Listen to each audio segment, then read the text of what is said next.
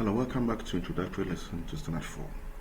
Standard forms are very useful because it helps you to work with very large numbers and very small numbers, and this is because of the format in which it is written.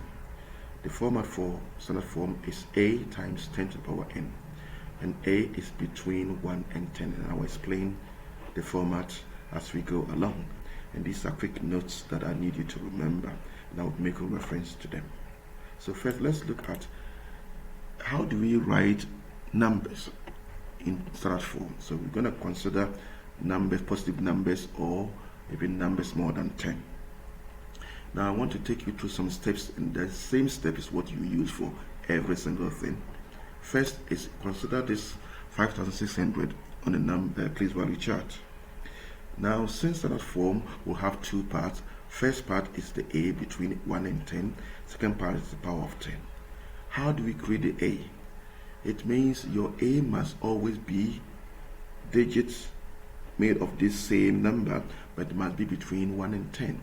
And if you look carefully, 560.0 is still too big, 56.0 is still too big, but 5.6 fits in between 1 and 10.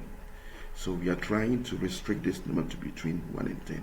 And that can only happen when you move it around the decimal point. And if you check, each digit has moved 3 spaces.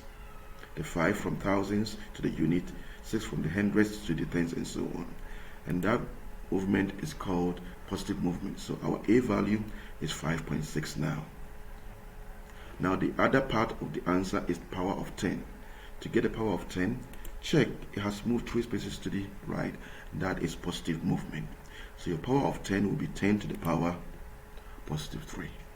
You need to remember that as long as the numbers are 10 or more, your power of 10 will always be positive because you're going to shift the digit to the right, the decimal point. So now pause the video and see if you can do the remaining. Okay, so 100, shifting it around decimal point, the answer that will be between 1 and 10 is exactly 1. And if you check the number of movement you've done, there's 2 spaces to the right, so it's going to be 10 squared.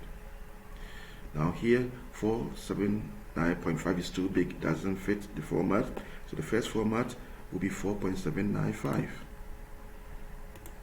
And if you check the movement, it's 10 squared. Same for 5.06, 10 to the power 1. 10 is too big, remember, has to be between. It can be 1, but can never be exactly 10. So it has to be 1.0 or 1, and just one movement, 10 to the power 1. This is too big. To restrict it between 1 and 10 is 2 or 2.0. And the number of movement, if you check yourself, is 5 movements. So 10 to the power 5. Now 7 already fits the format because it's already between 1 and 10. So it's still 7, and you don't need to do any movement. So the power will be 0. So 10 to the power 0. The number that fits in is 1.45, and the power will be, count is 8, so 10 to the power 8. So next slide we'll be talking about what if the numbers are decimals. How do we convert decimal less than 1 back into standard form? That will be our next slide.